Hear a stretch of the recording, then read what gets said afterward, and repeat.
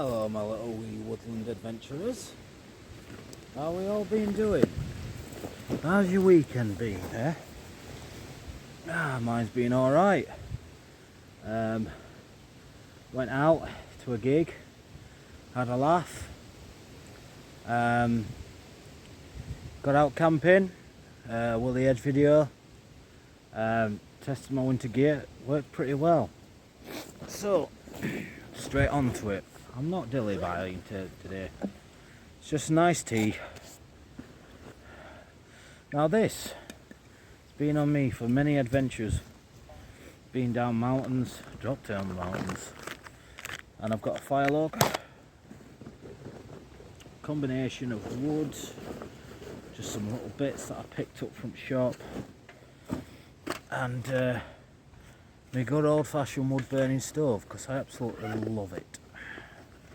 So, no dilly-dallying, just going to get straight on with it, make a cuppa, get the book read, and have a nice bedtime story for everybody.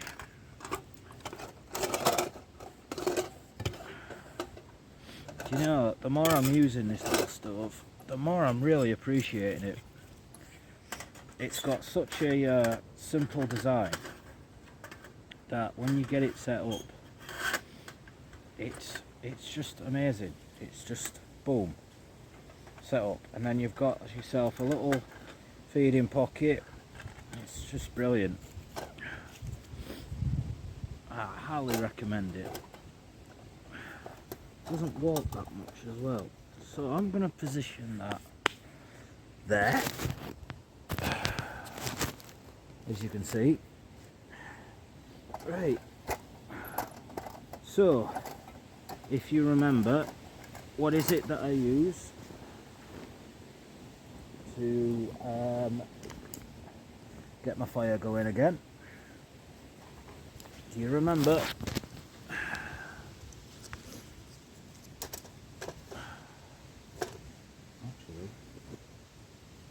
did I pack them?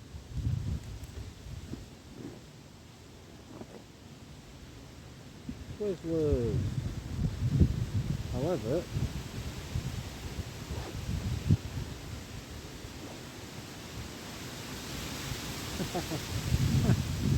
oops.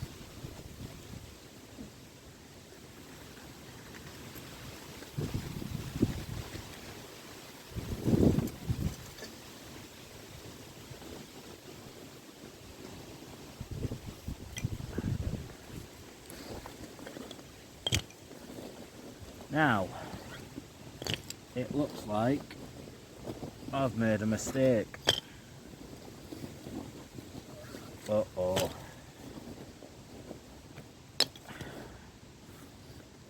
I've left my Twizzlers at home.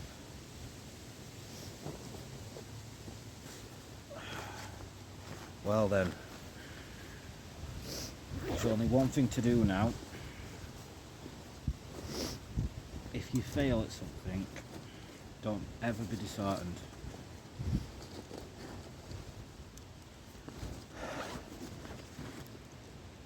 That. Bring you back in a second.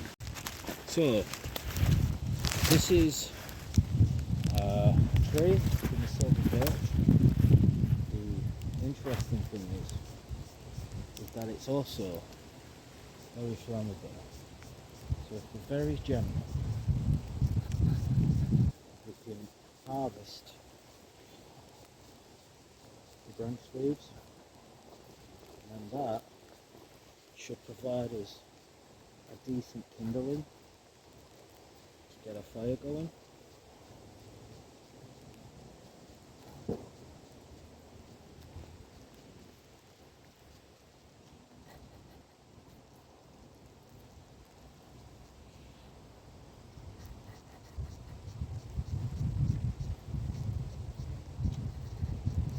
Nice gentle strokes.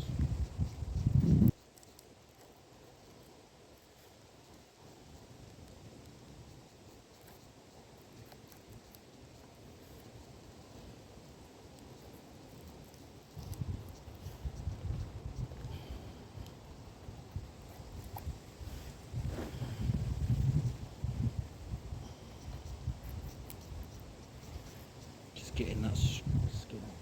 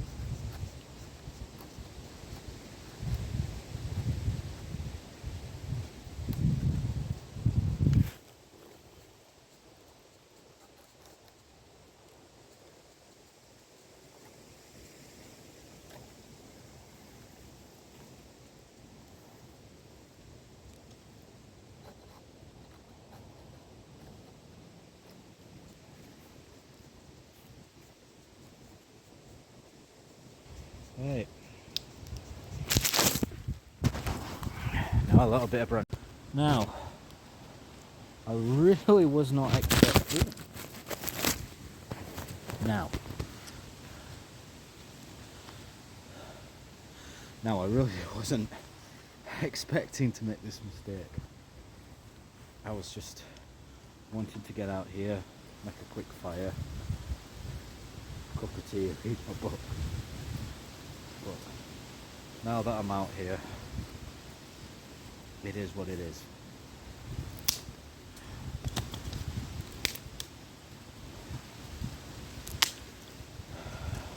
Get these in. Sound good. A little bit.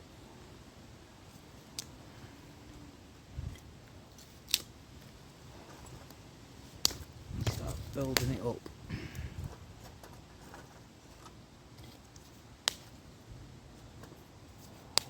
I'm gonna need it. Right, here's a tip for you. Right, you're out at wood. You need to make a fire. Right, cigarette papers. Very, very good for getting that first initial sparkle. Another good one is duct tape. Well, I didn't bring it.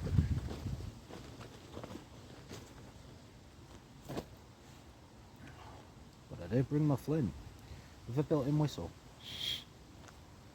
Choo choo. All aboard.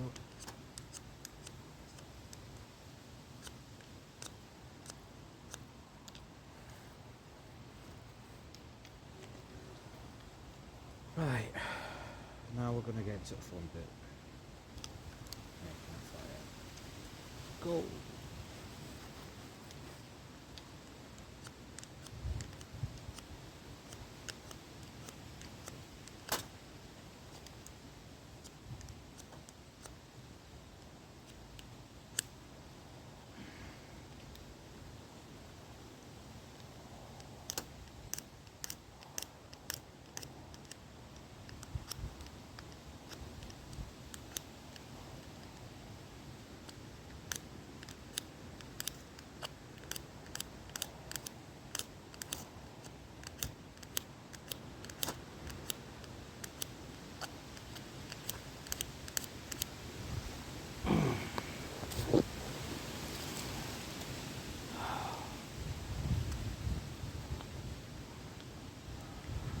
That is the most weakest ferry rod I've ever seen in my life.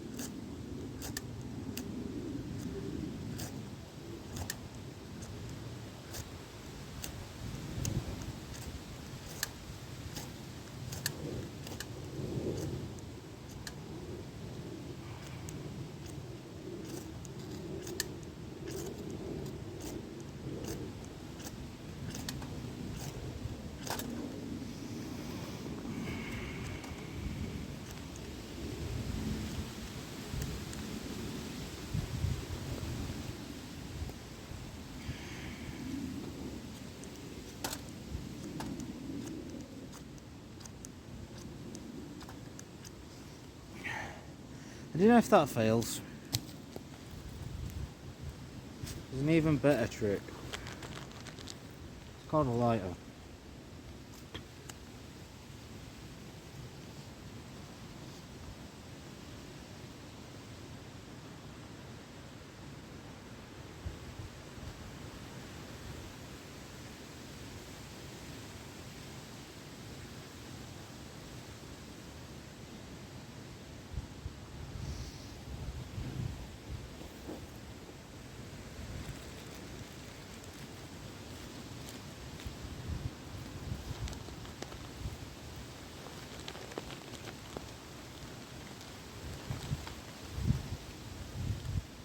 What's going on today?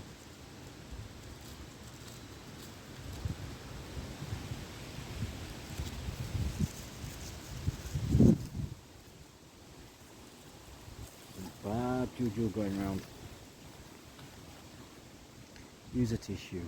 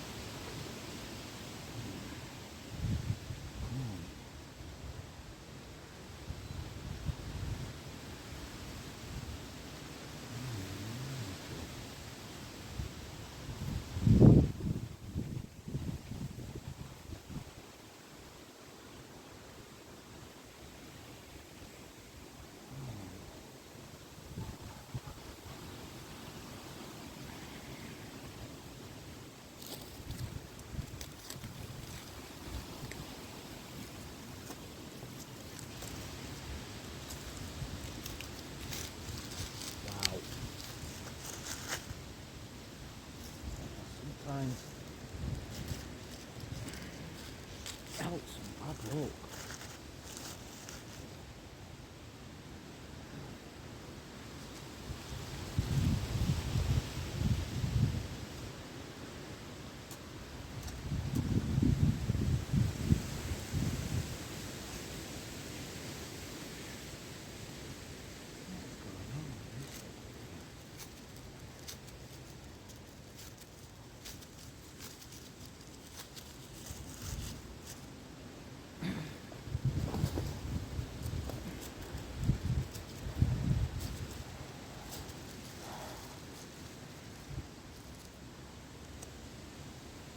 Must be teaching people how to camp here.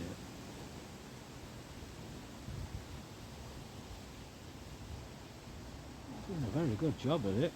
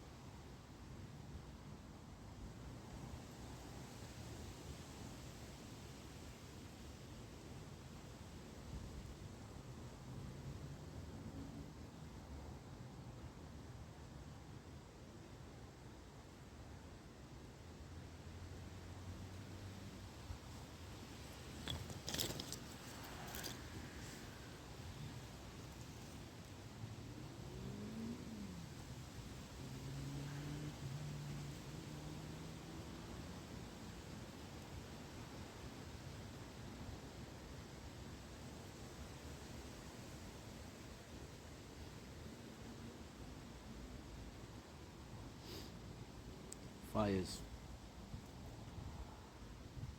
It's all about patience.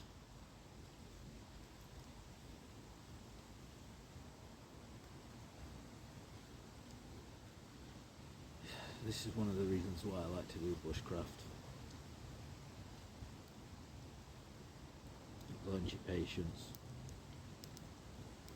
and it learns you to be resilient.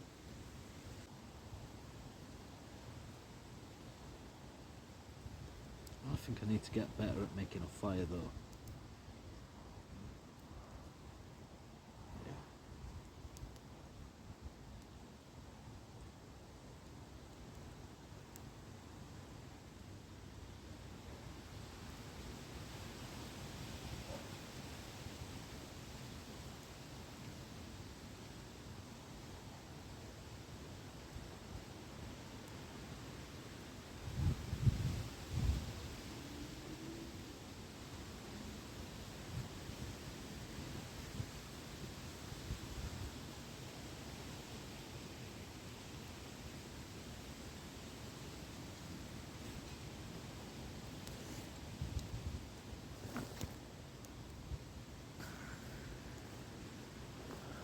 Right, I'll bring you guys back in a minute.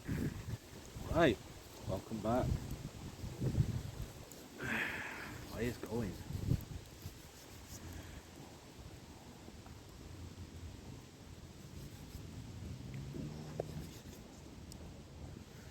Right, let's get on with it.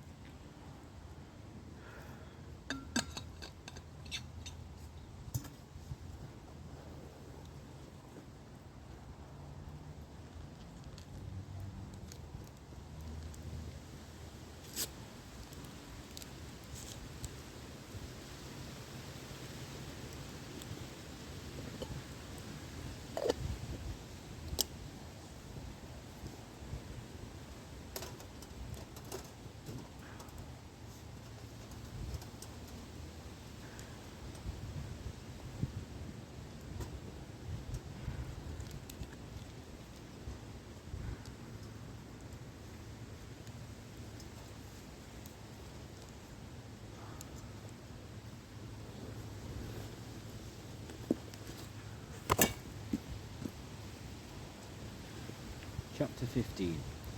How quickly things can turn for the better. As the crow flies, it's only 30 miles to Oban, but the actual coastline dictates otherwise, again often sending you down south, down smaller peninsulas.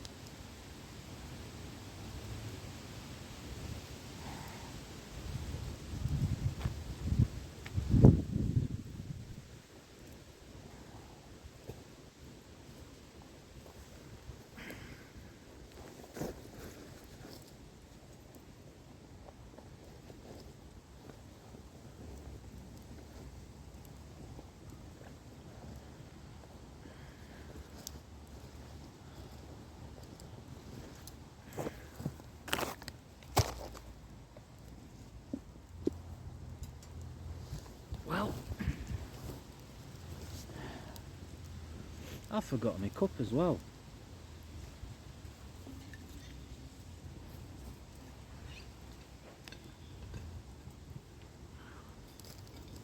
What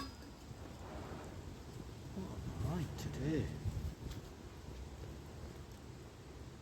One glove. One cup.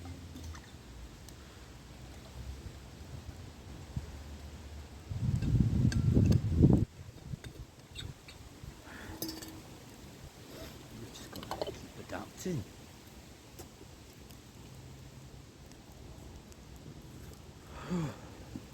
Right. How quickly things can turn for the better. I hope so. As the crow flies, it's only 30 miles to Oban, but the actual coastline dictates otherwise.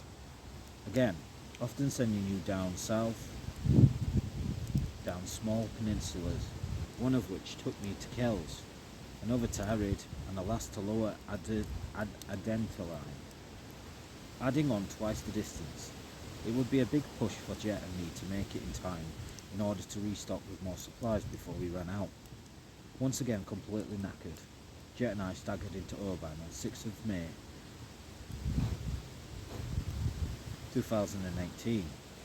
For my 38th birthday, completely out of battery with only 42p to my name, I headed to a pub called the Oban Inn to recharge my phone to get half an orange cordial.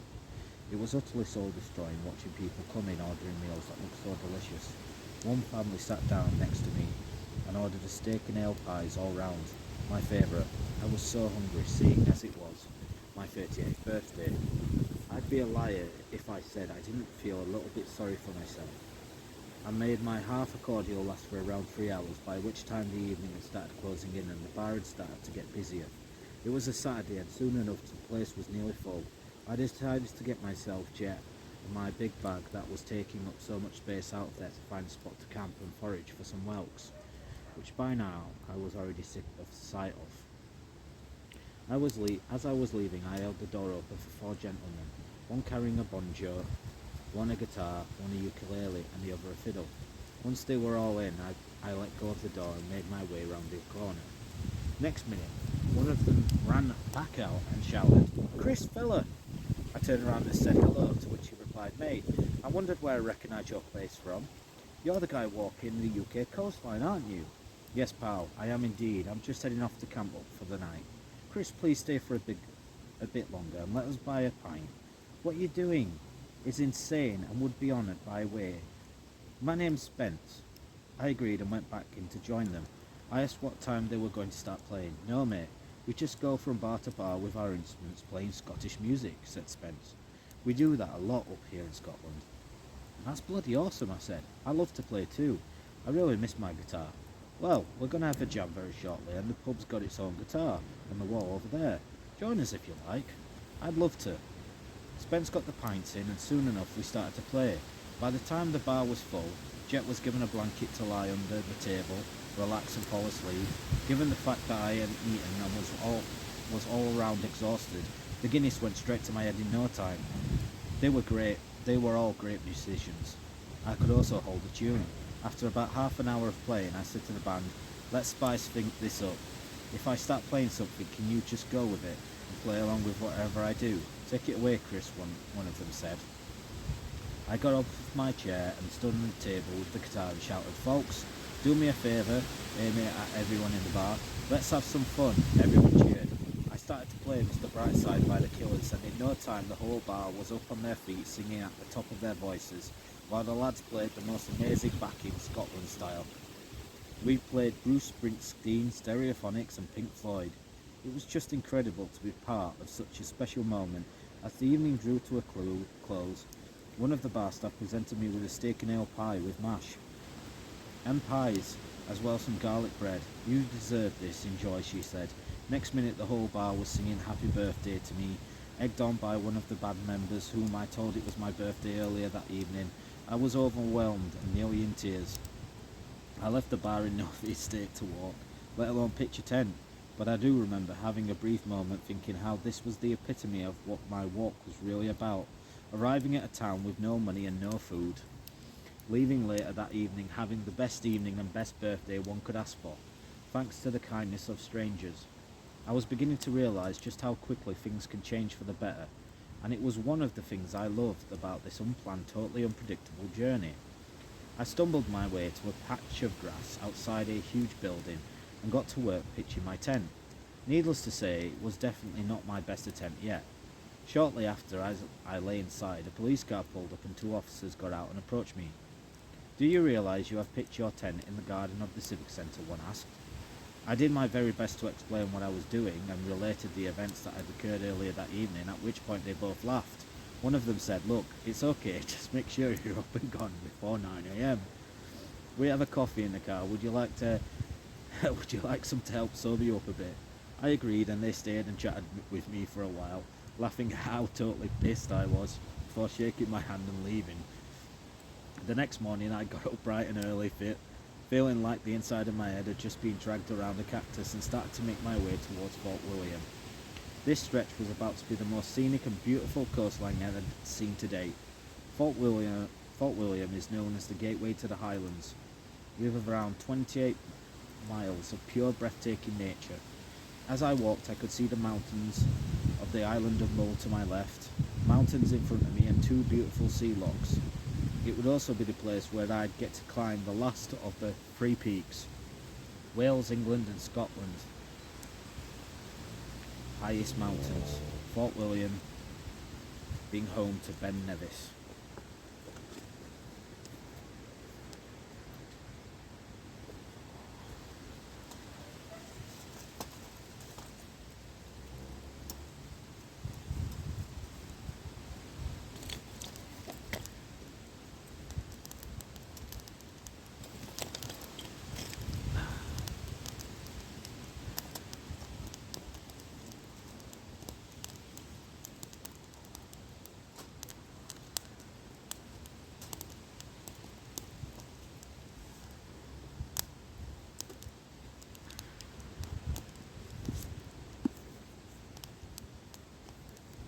I arrived on 13th of May, a great time of year to climb the 4,411 foot high mountain, with warmer weather but still ice and snow as you reach the summit.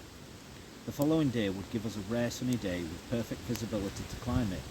It took Jet and me around 3 hours and 45 minutes to reach its summit, and boy, it did not disappoint.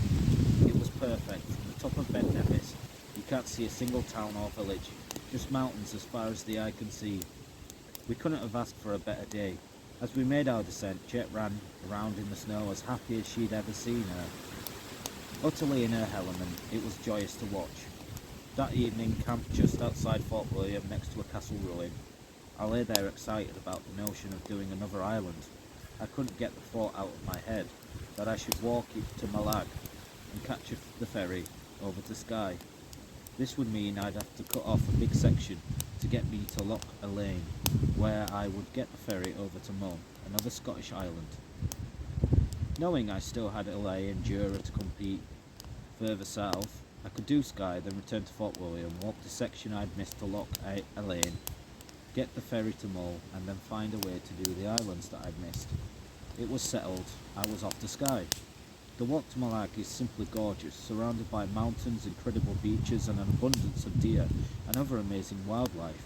Here I also saw my first golden eagle, soaring high using thermal air to conserve their energy while hunting. They are so majestic and graceful to watch. I was in awe. It was a real moment. I stopped to just sit and watch the pair do their thing. Smiling the entire time, I thought back to when I first came up with the idea of walking the UK coast. Imagining myself in the mountains watching eagles, and here I was, once trapped in the claustrophobic confines of my city flat and depression. I was now amid the wilds, witness to these rare, incredible creatures. They represented the kind of freedom I had longed for, and now had. We are what we dare to dream. Not long after, I would pass by the famous Glenfinnan Viaduct, made even more famous having featured in the Harry Potter movies as the train route for the Hogwarts Express, and what a sight it was. Soon after I arrived, I found the most perfect spot to camp, a few hundred feet up the side of a mountain overlooking the viaduct. and a huge memorial on the seafront commemorating those who had fell in the 1975 Jacobite Rising. I got a fire on the go to cook, and to my surprise that evening, someone below played the bagpipes, giving me an hour of what I dreamed in Scotland would be like, surrounded by hills, mountains, perfect greenery all around, and a calm, glassy sea loch reflecting sunsetting clouds, with Jet fast asleep, fed and watered. I was now in my sleeping bag, feeling incredibly happy. Nothing could have ruined the calmness that I felt. Irisag is a small village only 6 miles south of Malag. It would be the start of a not quite so calming experience for Jet and me. Throughout the whole winter and spring, I'd been excited for the coming summer, but sadly a new harsh reality was about to hit, and things were about to drastically change. It was my first introduction to the dreaded Highland midges. Oh yeah, they are monsters. Yes, I'd been warned about the midges throughout my journey in Scotland, but like any other warning, I usually just took it with a pinch of salt, telling myself it can't be that bad. I've probably had far worse than having to deal with a few flies. How wrong was I? That evening in late May 2018, I pitched my tent in a small block of woodland about a mile out of Irisag. Once pitched and with Jet fed, I sat on a rock snapping photos. As the evening drew in, the sun disappearing behind the mountains in a mellow haze. Soon enough we would be covered by shade.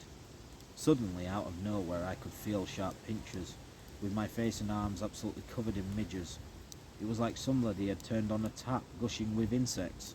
I turned around to see Jet, as hellishly uncomfortable as I was, sneezing and rubbing her eyes. We were getting bitten all over. I sprinted to the tent, as always left open so that Jet could see me, only to find the inside swarming with them. I couldn't believe what I was seeing. I moved quickly, shaking off our sleeping bags, using a t-shirt to get rid of many of the flying blight as I could, while getting bitten in the process, and then dived inside with all my gear and zipped up the tent. Inside it was still teeming with them. I had to kill each and every one. It was that simple. I covered Jet with my sleeping bag to stop them going for her eyes, and spent the next few hours tediously terminating them off one by one, using my thumb to crush them against the material of the tent, the whole time getting eaten alive. All through the night, I would wake up with more bites from these I had missed. It was dreadful. It makes me itch even now, as I write this, just thinking about it. Never again would I make the mistake of leaving my tent open. I immediately had a strong hatred for these little airborne assassins. To make things worse, every time Jet needed a wee, I had to open a gap in the tent, just big enough for her to squeeze out of, and when she'd come back in, her white coat would be swarming with them, bringing a new wave of hell back into our tiny one-man tent. Again, it would take me hours to painstakingly kill them off one by one. I remember thinking, how on earth are we going to put up with this all summer, until September when they finally begin to disperse? It would change everything. Sitting in a boiling tent in a part of the country where it didn't get dark during the summer months until after midnight was not my idea of fun. Unable to cook food outside after a certain time, or even just to enjoy my surroundings, it was a total destruction of my soul. I needed to learn everything I could about these critters, areas they liked the most, what time they appeared, and how to kill them. The fight was on. The next day, looking like I'd just contracted measles, my aim was to head to Malag, to catch the ferry over to Skye. That was until we got to a place called Moray Sands. I've been there. Where I stood at top of the 280-foot hill called Ben and Arachad Murhla, and witnessed the most beautiful bay I'd seen so far. The sea was a tortoise blue, with a freshwater river flowing underneath from a huge loch called Loch Morar. Just the other side of the bay, adding to the incredible colours, the sand was the whitest I'd seen yet. I stopped and sat to just drink it in, reminding myself once in a while I'm allowed to take some time and really enjoy what I'm doing.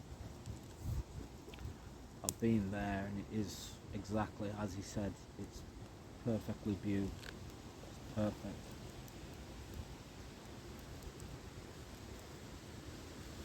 It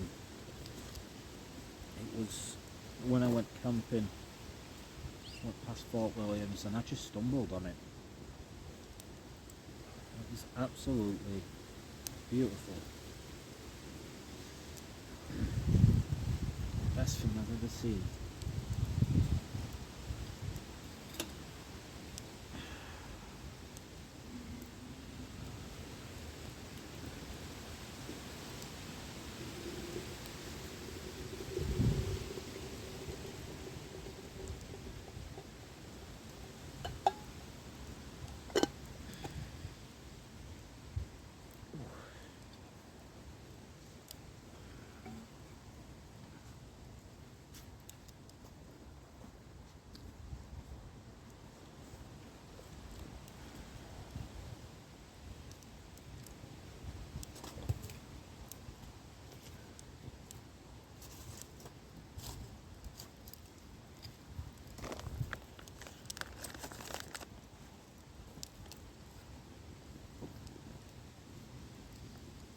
So I decided to stay for the night and found a perfect secluded cove. Cut off by the sea at high tide, that night I learned something new about the despicable midges. It only needed a few miles of an hour of wind to keep them away. There was a perfect warm breeze which allowed us to sit outside the tent for the evening. Once I'd got jet sorted, my face completely covered in bites, I stripped naked and bathed in the sea water, hoping the salt would help get rid of the incredible urge to scratch my arms and face from the meal they'd made of me the night before. It worked a treat. In the shallow, clear water, I noticed some good-sized crabs scuttling around the nearby rocks. Unable to catch them with my hands, I went back to the tiny cove and got busy making a spear. I found a great length of thin branch lying in the trees, grabbed the duct tape that I carried to repair any holes in my tent, and fastened my fishing knife to the length of the wood. Stealthily, I headed back into the water.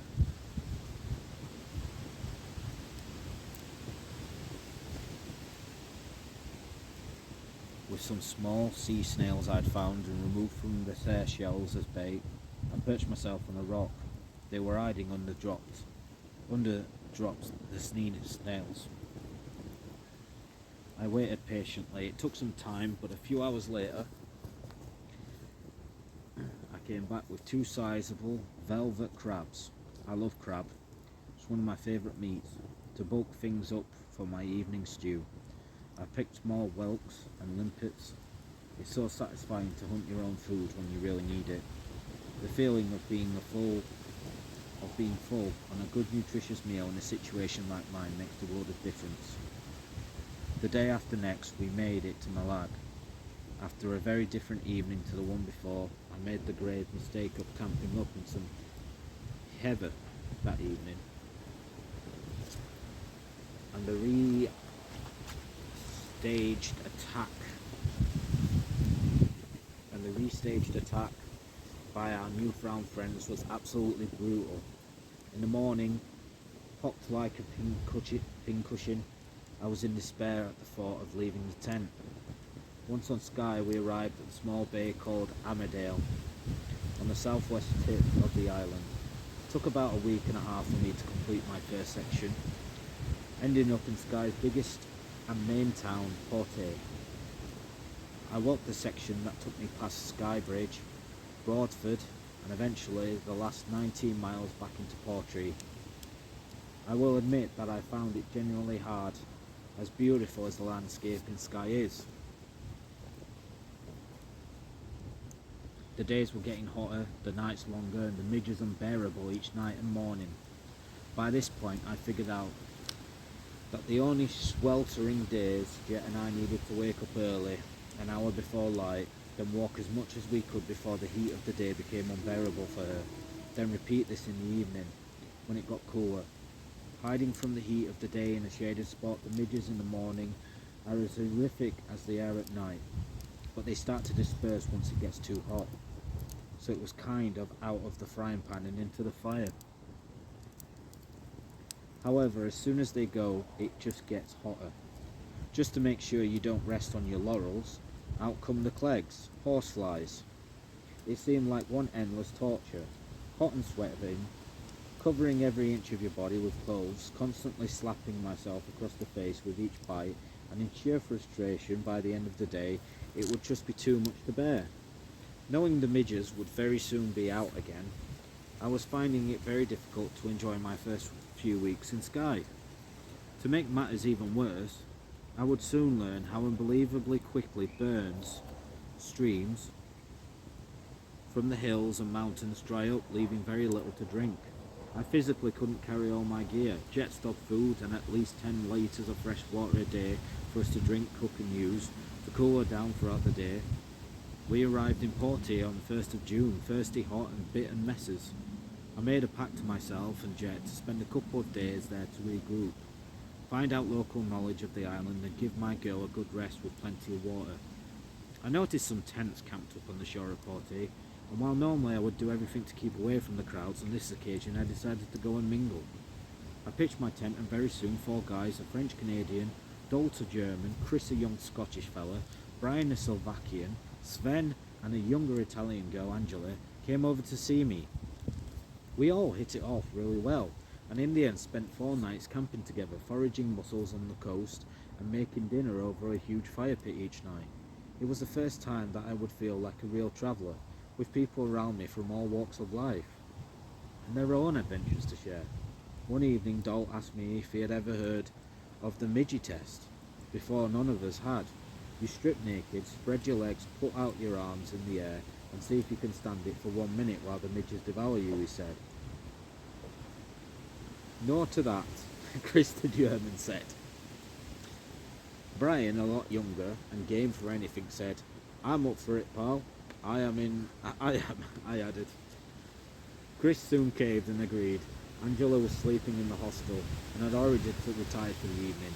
Once the midges were at their most ravenous, we all stood in a line using Dalt's phone as a stopwatch. At this point, even with our clothes on, it was already unbearable. Let's just do this, said Chris, clearly unamused. We all stripped off as fast as we could, ready to take the punishment. Now I've seen the films with over elaborate torture techniques, with a real twist of time, all that is. Stick someone in a room with 100,000 midges and believe me, you'll extract all the information in no time. Each of us bathed heavily through our noses so as not to ingest them, swearing uncontrollably with constant shouts to Dalt. How long left? Only to regret opening our mouths as they poured in, evil opportunists that they are. Impressively, we all made it to 60 seconds.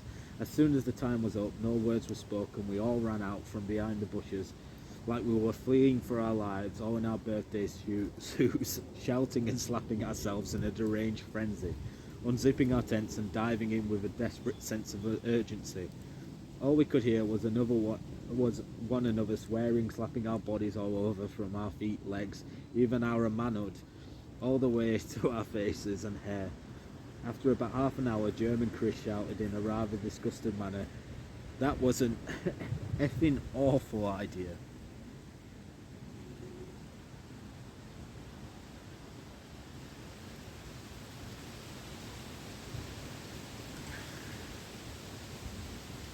We all laughed and refused to leave our tents again for the evening. This is my only good memory of the midges. The rest of Skye would be a very similar story of constant struggle for water and long stretches before being able to stock up on food for Jay. Already I was looking forward to autumn as much as I'd longed for summer. Ironically, I now spent every day hoping it would rain or be really windy.